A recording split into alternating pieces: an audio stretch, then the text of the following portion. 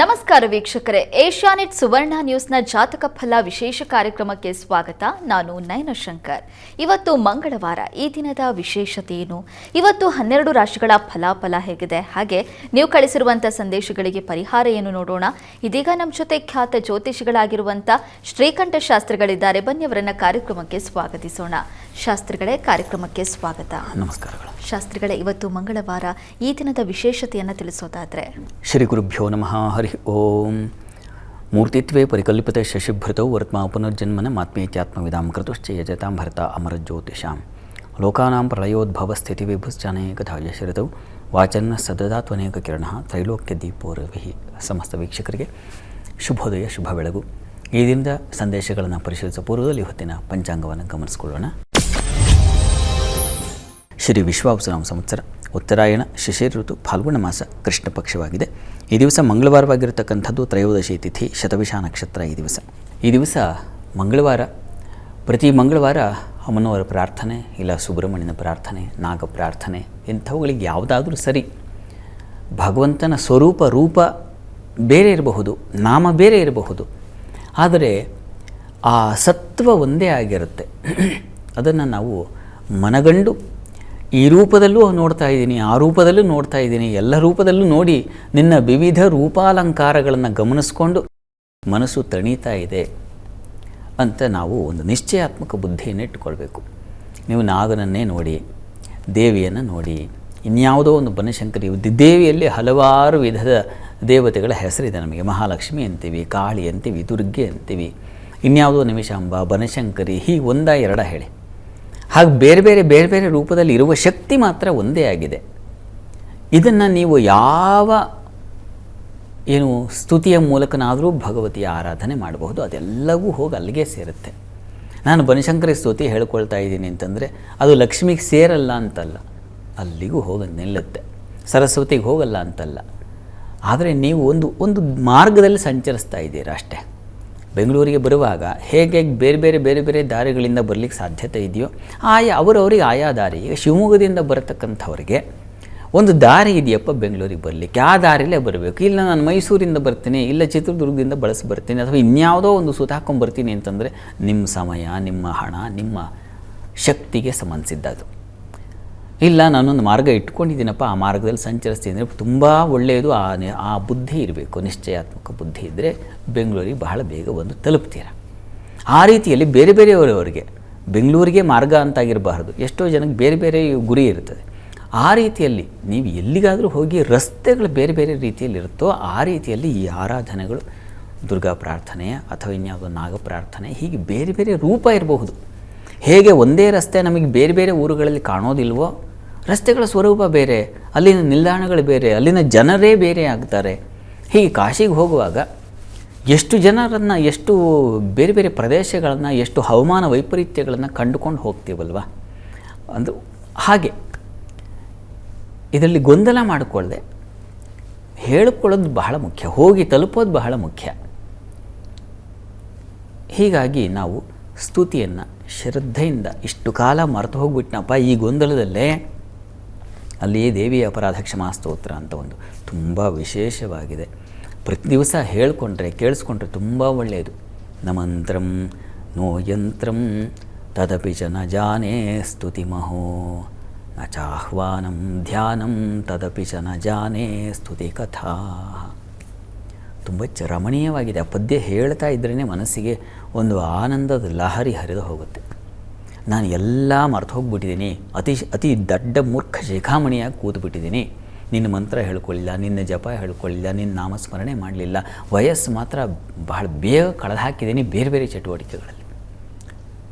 ಏನು ಮಾಡಲಿ, ನೀನೇ ಗತಿಯಾಗಿದೆಯಾ. ಈಗ ಇಷ್ಟೆಲ್ಲ ಅಪರಾಧ ಮಾಡಿದವನು ತಲೆ ತಗ್ಗಿಸ್ಕೊಂಡು ಕೈ ಕಟ್ಟಿಕೊಂಡು ನಿನ್ನ ಮುಂದೆ ನಿಂತಿದ್ದೀನಿ, ನೀನಲ್ಲದೆ ಇನ್ಯಾರು ಅನುಗ್ರಹಿಸಬೇಕು ಅಂತ ಭಗವತ್ಪಾದರು ಬರೆದಿರ್ತಕ್ಕಂಥದ್ದು.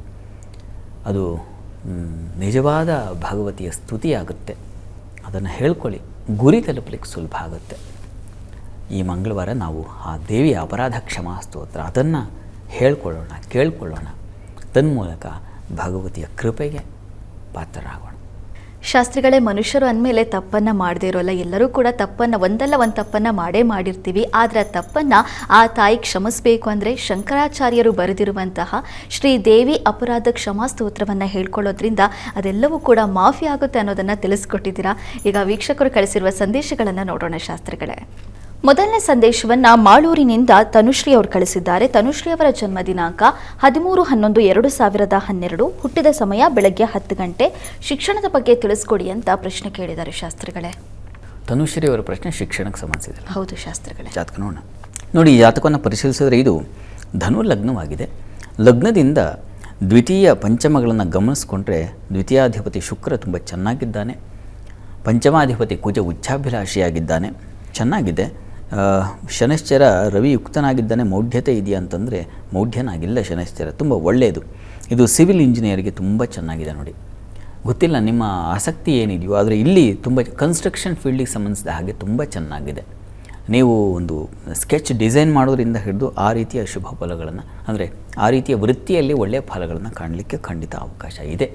ಆ ರೀತಿಯಲ್ಲಿ ಪ್ರಯತ್ನ ಮಾಡಬಹುದು. ತಮಗೆ ಈಗ ನಡೀತಾ ಇರತಕ್ಕಂಥದ್ದು ಗುರುವಿನ ದಶೆ ತುಂಬ ಚೆನ್ನಾಗಿದೆ. ದಶೆ ಈಗ ಶುಕ್ರನ ಭುಕ್ತಿ ನಡೀತಾ ಇದೆ. ಶುಕ್ರ ಸ್ವಲ್ಪ ಬಲಹೀನ.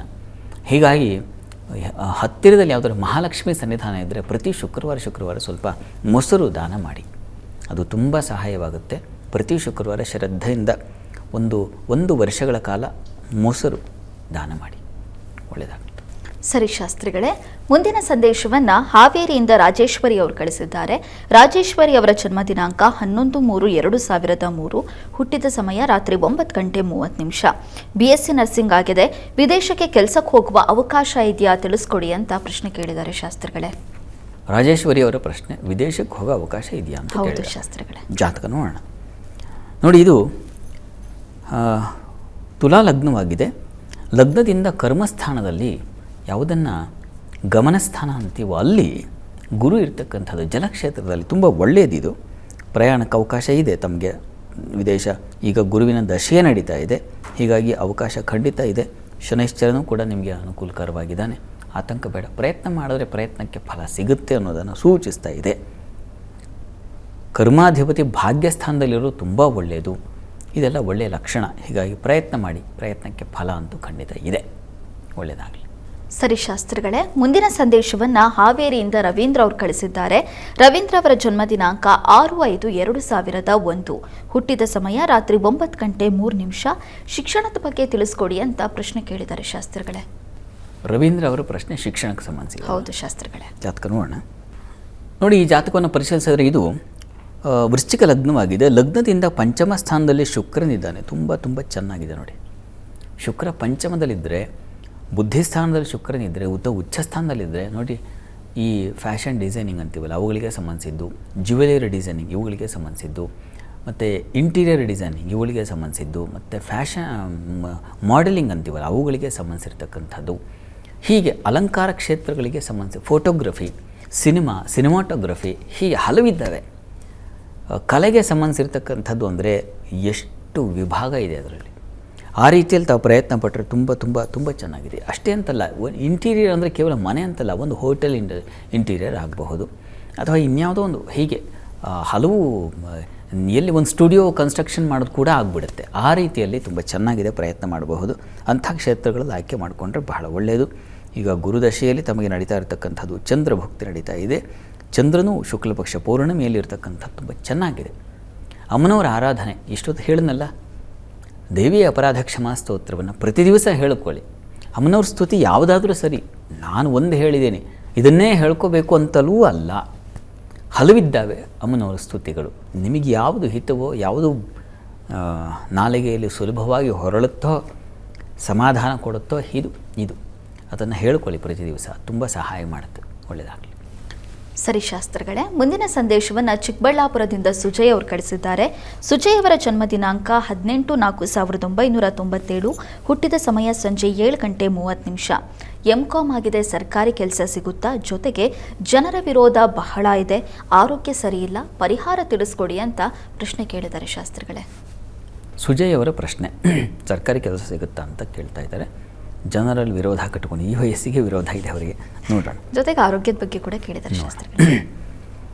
ನೋಡಿ, ತಮ್ಮದು ತುಲಾ ಲಗ್ನವಾಗಿದೆ. ಲಗ್ನದ ಅಧಿಪತಿ ಅಷ್ಟಮಾಧಿಪತಿಯೂ ಆಗಿದ್ದಾನೆ, ಅವನು ಸಪ್ತಮದಲ್ಲಿದ್ದಾನೆ, ಲೋಕಸ್ಥಾನ ಅಂತ ಕರೀತಾರೆ. ಆ ಸ್ಥಾನದಲ್ಲಿ ಅಷ್ಟಮಾಧಿಪತಿ ಬಂದು ಸೇರಿದಾಗ, ವ್ಯಯಾಧಿಪತಿ ಬುಧ ಸೇರಿದಾಗ ಸಹಜವಾಗಿ ಲೋಕದಲ್ಲಿ ತೊಡಕುಗಳು, ಇನ್ನೊಬ್ಬರಿಂದ ವಿರೋಧಗಳು, ಅದರಲ್ಲೂ ಸ್ತ್ರೀಯರಿಂದ ವಿರೋಧಗಳು ಬರತಕ್ಕಂತಹ ಸಾಧ್ಯತೆ, ಅವರಲ್ಲಿ ಘರ್ಷಣೆಗಳು, ಮನಸ್ತಾಪಗಳು ಇವುಗಳನ್ನು ಸೂಚಿಸುತ್ತೆ ಅಲ್ಲಿ ಬುಧನೂ ಸೇರಿರೋದ್ರಿಂದ. ಹಾಗಂತ ನೀವು ಆತಂಕ ಮಾಡ್ಕೋಬೇಡಿ. ಲಾಭಾಧಿಪತಿಯಾದ ರವಿಯೂ ಅಲ್ಲಿದ್ದಾನೆ. ಪ್ರಸ್ತುತ ಕಾಲವನ್ನು ನೋಡಿದಾಗ ನಿಮಗೆ ಚಂದ್ರದಶೆಯಲ್ಲಿ ನಡೀತಾ ಇರತಕ್ಕಂಥದ್ದು ಈಗ ಶುಕ್ರನ ಒಂದು ಕಾಲ, ಈಗ ಸ್ವಲ್ಪ ತೊಡಕಲಿದೆ.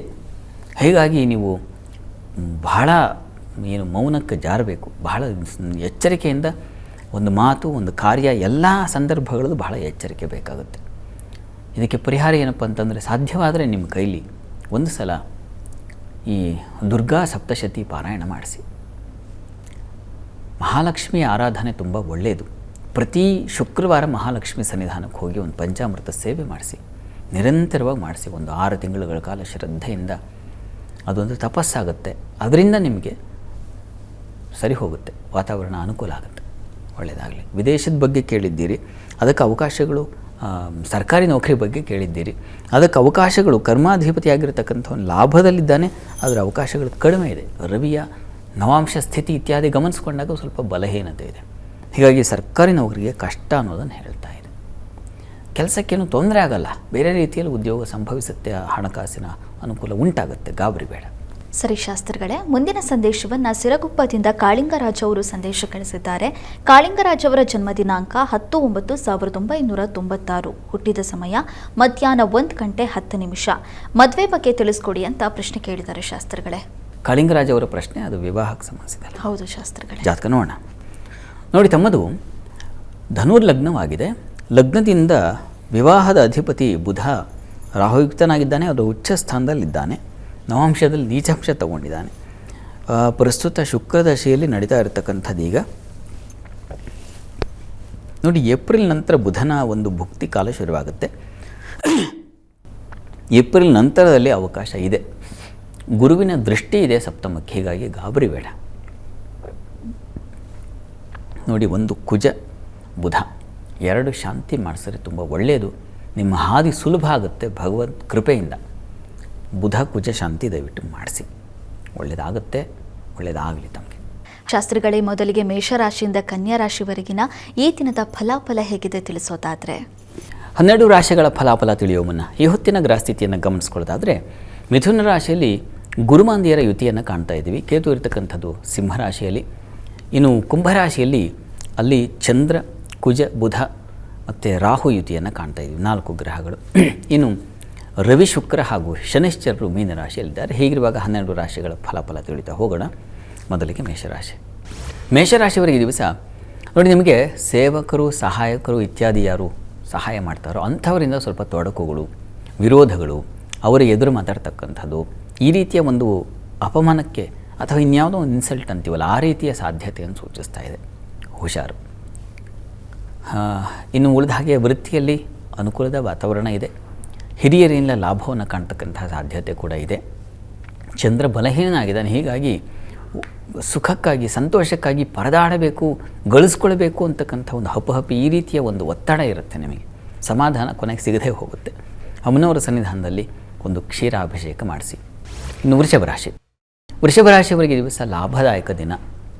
ಹಣ ಖರ್ಚು ಆಗುತ್ತೆ, ಲಾಭವೂ ಬರುತ್ತೆ, ಖರ್ಚು ಇದೆ. ಎರಡೂ ರೀತಿಯ ಒಂದು ಮಿಶ್ರ ಫಲವನ್ನು ಕಾಣ್ತೀರಾ ಈ ದಿವಸ. ವಿದ್ಯಾರ್ಥಿಗಳಿಗೆ ತೊಡಕು, ತೊಂದರೆಗಳನ್ನು ಸೂಚಿಸ್ತಾ ಇದೆ. ಮನೆಯಲ್ಲಿ ಹಿರಿಯರ ಜೊತೆಗೆ, ಗುರು ಸಮಾನರು ಮತ್ತೊಬ್ಬರು ಗೌರವಾನ್ವಿತರ ಜೊತೆಗೆ ಸ್ವಲ್ಪ ಜಗಳ, ಘರ್ಷಣೆ ಸಾಧ್ಯತೆ ಸೂಚಿಸ್ತಾ ಇದೆ. ಹುಷಾರು. ಮತ್ತು ಈ ದಿವಸ ವೃತ್ತಿಯಲ್ಲಿ ಅನುಕೂಲದ ವಾತಾವರಣ ಇದೆ, ಆತಂಕ ಬೇಡ. ಪ್ರಾರ್ಥನೆಗೆ ಈ ದಿವಸ ಗುರುಸ್ಮರಣೆ ಮಾಡಿ. ಇನ್ನು ಮಿಥುನ ರಾಶಿ. ಮಿಥುನ ರಾಶಿಯವರಿಗೆ ಈ ದಿವಸ ಆರೋಗ್ಯದಲ್ಲಿ ಸ್ವಲ್ಪ ಏರುಪೇರಾಗಬಹುದು, ಹುಷಾರು. ಕೆಲಸ ಕಾರ್ಯಗಳಲ್ಲಿ ಅನುಕೂಲ ಇದೆ, ಆದರೆ ಸ್ವಲ್ಪ ಹುಷಾರಾಗಿರಬೇಕು. ವೃತ್ತಿಯಲ್ಲಿ ಏನಾಗುತ್ತೆ, ಹಿತಶತ್ರುಗಳ ಒಂದು ಭಯ ಅದು ನಿಮ್ಮನ್ನು ಕಾಡುತ್ತೆ. ಈ ದಿವಸ ನಿಮಗೆ ಬಂಧುಗಳಲ್ಲಿ ಅನುಕೂಲದ ವಾತಾವರಣ, ಅವರಿಂದ ಸಹಾಯ ಸಹಕಾರ, ಸಂಗಾತಿಯಲ್ಲಿ ಅನ್ಯೋನ್ಯತೆ ಇತ್ಯಾದಿ ಕಾಣಬಹುದು. ಪ್ರಾರ್ಥನೆಗೆ ದಿವಸ ವಿಷ್ಣು ಸನ್ನಿಧಾನ ತುಳಸಿ ಅರ್ಚನೆ ಮಾಡಿಸಿ. ಇನ್ನು ಕರ್ಕಟಕ ರಾಶಿ. ಕರ್ಕಟಕ ರಾಶಿಯವರಿಗೆ ದಿವಸ ನಿಮಗೆ ಸ್ವಲ್ಪ ಆರೋಗ್ಯದಲ್ಲಿ ವ್ಯತ್ಯಾಸ ಇದೆ. ಕಾಲಿಗೆ ಪೆಟ್ಟಾಗಬಹುದು, ಮತ್ತು ಸ್ವಲ್ಪ ಮಟ್ಟಿಗೆ ವಿರೋಧಗಳು ಬರಬಹುದು ಈ ದಿವಸ ನಿಮಗೆ. ಸಂಗಾತಿಯಲ್ಲೂ ಅಸಮಾಧಾನ, ಒಂದು ರೀತಿಯಲ್ಲಿ ಮನಸ್ತಾಪ ಬರುವ ಸಾಧ್ಯತೆ ಸೂಚಿಸ್ತಾ ಇದೆ. ವಸ್ತ್ರ ಮತ್ತು ಆಭರಣ, ಗೃಹಾಲಂಕಾರ ಈ ಕ್ಷೇತ್ರಗಳವರಿಗೆ ತುಂಬ ಚೆನ್ನಾಗಿದೆ. ಪ್ರಾರ್ಥನೆಗೆ ಈ ದಿವಸ ಅಮ್ಮನವರ ಸನ್ನಿಧಾನದಲ್ಲಿ ಅಭಿಷೇಕ ಮಾಡಿಸಿ. ಇನ್ನು ಸಿಂಹರಾಶಿಯವರಿಗೆ ದಿವಸ ಲಾಭದಾಯಕ ದಿನ, ತುಂಬ ಚೆನ್ನಾಗಿದೆ ಈ ದಿವಸ. ವ್ಯಾಪಾರ ವಹಿವಾಟೆಲ್ಲ ಅನುಕೂಲಕರವಾಗಿರುತ್ತದೆ ಈ ದಿವಸ. ನಿಮಗೆ ಸ್ನೇಹಿತರ ಸಹಕಾರ, ಬಂಧುಗಳ ಸಹಾಯ, ವೃತ್ತಿಯಲ್ಲಿ ಅನುಕೂಲದ ವಾತಾವರಣ, ಶತ್ರುಗಳು ಕೂಡ ಒಂದು ರೀತಿಯ ಒಂದು ಸಣ್ಣ ಪುಟ್ಟ ಸಹಾಯ ಅವರಿಂದ ಸಿಕ್ತು ಅಂತಕ್ಕಂಥ ಒಂದು ಸಮಾಧಾನ, ಈ ರೀತಿಯಲ್ಲಿ ಒಂದು ಸಮಾಧಾನವಾಗಿರ್ತೀರ ಈ ದಿವಸ. ಪ್ರಾರ್ಥನೆಗೆ ಅಮ್ಮನವರ ಸನ್ನಿಧಾನಕ್ಕೆ ಸ್ವಲ್ಪ ಅಕ್ಕಿ ಸಮರ್ಪಣೆ ಮಾಡಿ. ಇನ್ನು ಕನ್ಯಾ ರಾಶಿಯವರಿಗೆ ವೃತ್ತಿಯಲ್ಲಿ ದಿವಸ ಗೌರವ ಸ್ಥಾನದಲ್ಲಿರ್ತಕ್ಕಂಥವ್ರಿಗೂ ಸ್ವಲ್ಪ ಅಪಮಾನ, ತೊಡಕು, ವಿಘ್ನ ಸಂಭವಿಸೋ ಸಾಧ್ಯತೆ ಇದೆ.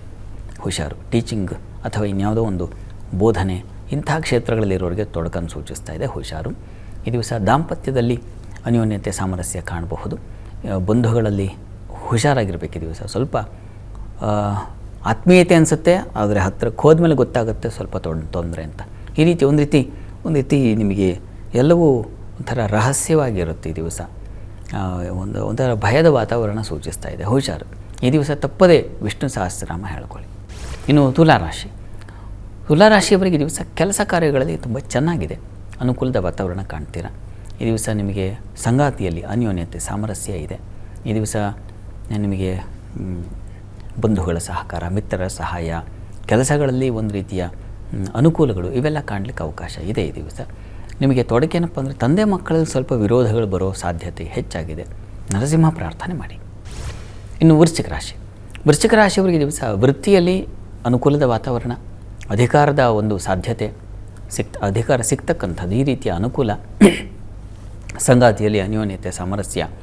ಈ ದಿವಸ ಬಂಧು ಮಿತ್ರರಲ್ಲೂ ಒಂದು ವಿಶ್ವಾಸದ ಒಂದು ಮಾತು ಇದೆಲ್ಲ ಇದೆ. ಆದರೆ ಹಣಕಾಸಿನ ತೊಂದರೆ ಉಂಟಾಗುತ್ತೆ. ಹಣ ಕಳ್ಕೊಳ್ಳೋದು, ಇನ್ಯಾರ್ದು ಅಕೌಂಟಿಗೆ ಹೋಗ್ಬಿಡ್ತಲ್ಲ ಅಂತ ಪರದಾಡೋದು, ಪೇಚಾಡೋದು, ಈ ರೀತಿಯ ಸಾಧ್ಯತೆ ಇದೆ. ಹೀಗಾಗಿ ತಪ್ಪದೇ ಈ ದಿವಸ ಕೃಷ್ಣ ಸನ್ನಿಧಾನದಲ್ಲಿ ತುಳಸಿ ಅರ್ಚನೆ ಮಾಡಿಸಿ. ಧನುರಾಶಿಯವರಿಗೆ ಈ ದಿವಸ ನಿಮಗೆ ಕೆಲಸ ಕಾರ್ಯಗಳಲ್ಲಿ, ವೃತ್ತಿಯಲ್ಲಿ ಅನುಕೂಲದ ವಾತಾವರಣ ಇದೆ. ವಸ್ತ್ರಾಭರಣ, ವಸ್ತ್ರ ಕ್ಷೇತ್ರಗಳವರಿಗೆ ತುಂಬ ಚೆನ್ನಾಗಿದೆ, ಹೆಚ್ಚಿನ ಅನುಕೂಲ. ಈ ದಿವಸ ನಿಮಗೆ ಮನೆಯ ವಿಚಾರದಲ್ಲಿ, ಮನೆಯ ಅಲಂಕಾರವು ಮತ್ತೊಂದು ಹಬ್ಬ ಬೇರೆ ಬರ್ತಾ ಇದೆಯಲ್ಲ, ಹೀಗಾಗಿ ಅದರ ಸಿದ್ಧತೆ, ತಯಾರಿ, ಅದನ್ನು ಮನೆ ತೊಳಿ ಇವುಗಳಿಗೆ ಅಲಂಕಾರ, ಶುಚಿ, ಈ ಒಂದು ಸಾಧ್ಯತೆ ಹೆಚ್ಚಾಗಿದೆ. ದಾಂಪತ್ಯದಲ್ಲಿ ಮನಸ್ತಾಪ, ಸಂಗಾತಿಯಲ್ಲಿ ವಿರೋಧಗಳು ಇತ್ಯಾದಿ ಸಾಧ್ಯತೆ ಸೂಚಿಸ್ತಾ ಇದೆ. ಈ ದಿವಸ ತಪ್ಪದೇ ಪಾರ್ವತಿ ಪರಮೇಶ್ವರ ಸ್ತುತಿ ಮಾಡಿ. ಇನ್ನು ಮಕರ ರಾಶಿಯವರಿಗೆ ಕುಟುಂಬದ ನಿಮಿತ್ತ ಕೆಲಸಗಳು, ವಿಪರೀತವಾದ ಪರಿಶ್ರಮ ಸೂಚಿಸ್ತಾ ಇದೆ. ಕೆಲಸದಲ್ಲಿ ತೊಡಕುಗಳನ್ನು ಸೂಚಿಸ್ತಾ ಇದೆ. ಸಣ್ಣ ಪ್ರಮಾಣದಲ್ಲಿ ಆತಂಕ ಬೇಡ, ಆದರೆ ನಿಮಗೆ ವಿರೋಧಗಳು, ಶತ್ರುಗಳ ಭಯ, ಸ್ವಲ್ಪ ಸಾಲದ ಭಯ ಇದನ್ನು ಸೂಚಿಸ್ತಾ ಇದೆ. ಹೀಗಾಗಿ ತಪ್ಪದೆ ಈಶ್ವರನ ಆರಾಧನೆ, ಈಶ್ವರ ಸನ್ನಿಧಾನಕ್ಕೆ ಹೋಗಿ ಬನ್ನಿ. ಇನ್ನು ಕುಂಭರಾಶಿಯವರಿಗೆ ದಿವಸ ನಿಮಗೆ ಕುಟುಂಬ ಸಹಕಾರ, ಮನೆಯಲ್ಲಿ ನೆಂಟರು ಇಷ್ಟರು ಎಲ್ಲ ಮನೆಗೆ ಬಂದರು ಅಂತ ಆ ಒಂದು ಸಂಭ್ರಮ ತುಂಬ ಚೆನ್ನಾಗಿರುತ್ತದೆ ಈ ದಿವಸ.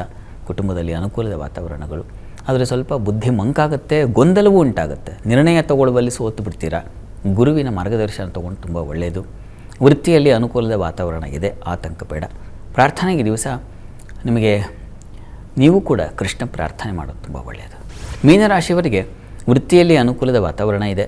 ಈ ದಿವಸ ಸಂಗಾತಿಯಲ್ಲಿ ಅನ್ಯೋನ್ಯತೆ, ಸಾಮರಸ್ಯ ಕಾಣಬಹುದು.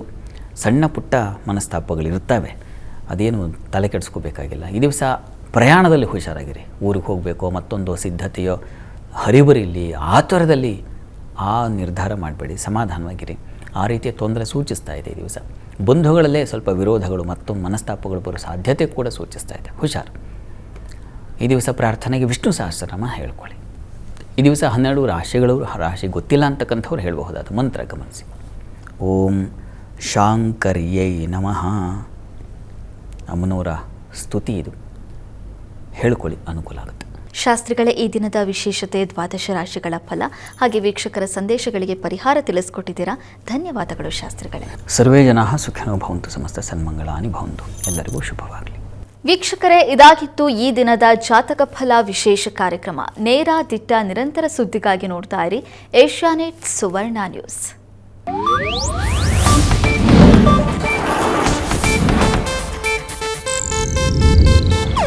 ಇದು ಏಷ್ಯಾನೆಟ್ ನ್ಯೂಸ್ ನೆಟ್ವರ್ಕ್ ಪ್ರಸ್ತುತಿ.